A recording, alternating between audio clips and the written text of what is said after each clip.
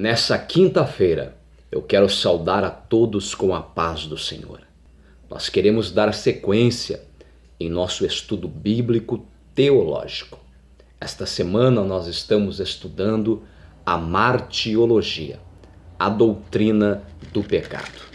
Já falamos acerca da origem do pecado, as consequências do pecado na raça humana. E nós queremos hoje, quinta-feira e amanhã, estarmos falando acerca da solução de Deus para o pecado do ser humano. Como de costume, nós iremos então fazer leitura do nosso material teológico e estaremos explicando, comentando para a nossa melhor compreensão. Eu convido você a me acompanhar. A solução de Deus para o pecado do homem. Deus havia previsto a possibilidade do pecado e idealizado um meio para resgatar o ser humano. E foi assim que Deus desceu no jardim do Éden naquela tarde sombria e, como autêntico missionário, proclamou a primeira mensagem evangelística, conhecida pelos teólogos como proto-evangelho. Diz a palavra de Deus, Gênesis capítulo 3, versículo 15. E porei inimizade entre ti e a mulher, e entre a tua semente e a sua semente. Este te ferirá a cabeça, e tu lhe ferirás o calcanhar. Perceba então a primeira mensagem evangelística, a primeira referência a Cristo na Bíblia Sagrada. Está no texto de Gênesis capítulo 3, versículo de número 15. No momento em que o ser humano, se utilizando do seu livre arbítrio, escolheu por desobedecer a Deus, o pecado adentrou na raça humana. Mas a Bíblia diz que Deus, Ele nos amou de tal maneira que deu seu Filho unigênito para que todo aquele que nele crê não pereça, mas tenha a vida eterna. Evangelho segundo João, capítulo 3, versículo 16. E aqui, no livro de Gênesis, capítulo 3, versículo 15, nós encontramos já Deus oferecendo, realizando o escape, a redenção para o ser humano. Perceba que o texto, Deus então ele profere uma sentença para a serpente, prefiguração ou até mesmo há uma discussão sobre a este respeito, né?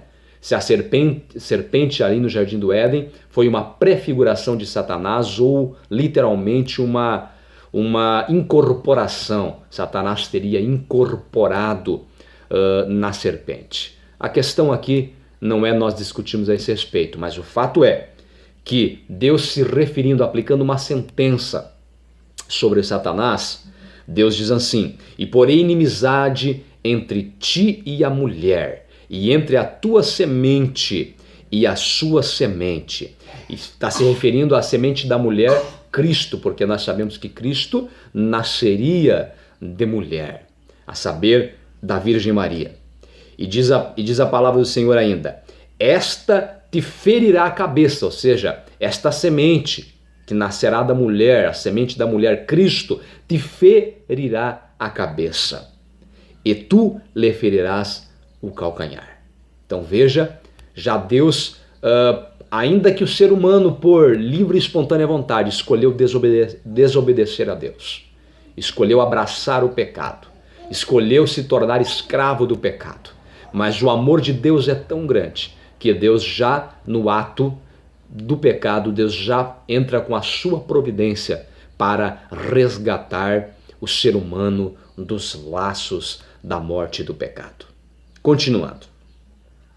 Esta é a primeira referência indireta a Cristo na Bíblia, relacionada à derrota de Satanás, o autor do pecado. Esta sentença divina dada à antiga serpente que se chama diabo e Satanás, segundo Apocalipse capítulo 20, versículo 2, são as boas novas de vitória sobre o fracasso do ser humano, tá? Naquele momento, Deus estava anunciando Cristo a todos os descendentes de Adão, que haveria de nascer no decorrer dos séculos. Diz o texto sagrado em Gálatas capítulo 4, versículo 4 e 5. Mas, vindo a plenitude dos tempos, Deus enviou seu Filho, nascido de mulher, nascido sob a lei, para remir os que estavam debaixo da lei, a fim de recebermos a adoção de filhos. Ok? Jesus, meus irmãos, ele é o Filho unigênito do Pai. Mas através da fé em Cristo, nós também somos recebidos por Deus Pai como filhos adotivos, né? Através de Cristo Jesus, nós nos tornamos, por adoção também, filhos e filhas de Deus. Continuando, somente Jesus Cristo pode libertar o homem de sua total depravação, pois, diz no texto sagrado, segunda carta aos Coríntios, capítulo 5 e versículo de número 17.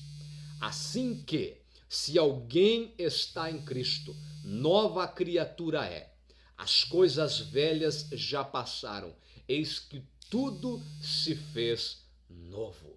Louvado seja Deus por essa palavra, que nos diz que a partir do momento que alguém se converte a Cristo, as coisas velhas passam e tudo se faz novo. A pessoa deixa de ser um escravo do pecado e se torna uma nova pessoa, uma nova criatura em Cristo Jesus. Nos tornamos filhos e filhas do Deus Altíssimo.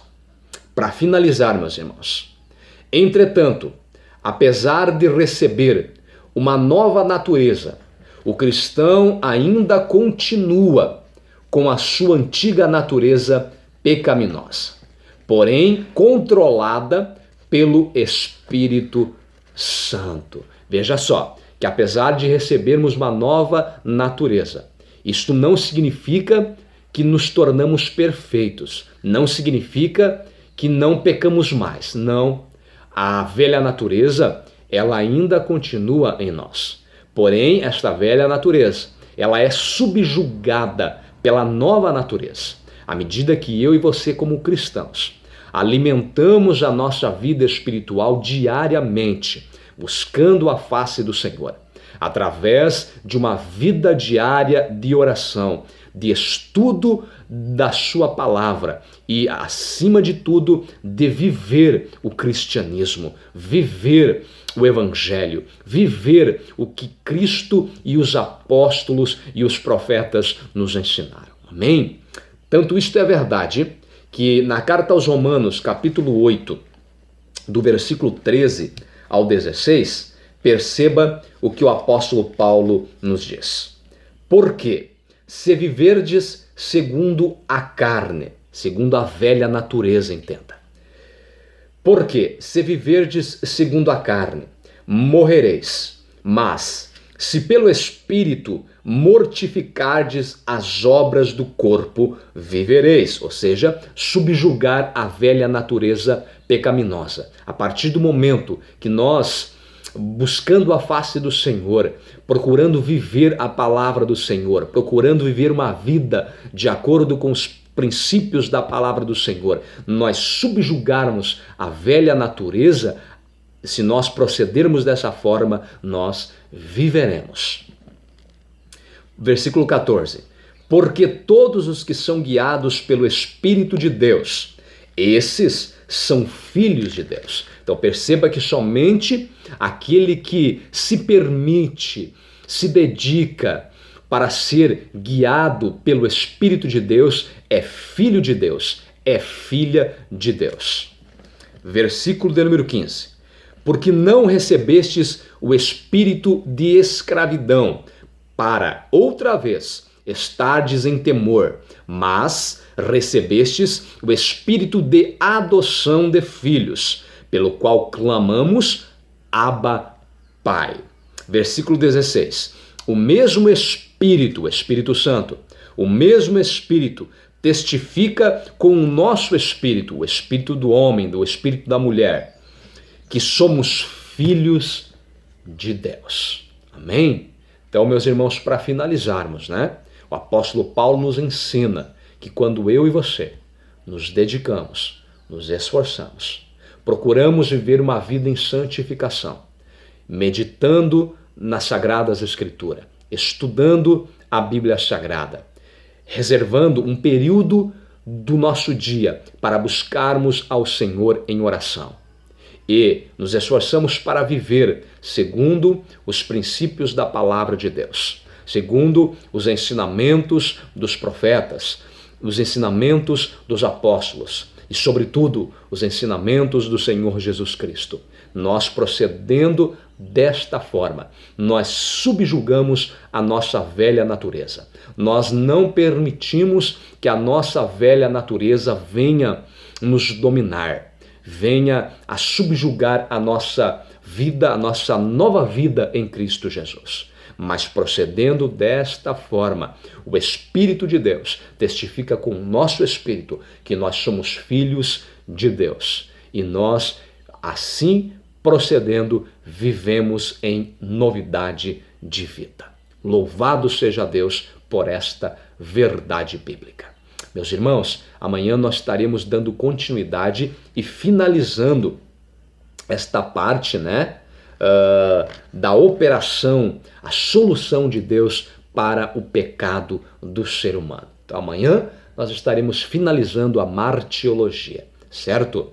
Meus irmãos, o meu desejo, a minha oração é que Deus abençoe a você e a sua família no dia de hoje de uma forma extraordinária, em nome do Senhor Jesus. Até o dia de amanhã, querendo Deus. Um forte abraço deste seu amigo e irmão em Cristo, Valdecir de Almeida. Amém.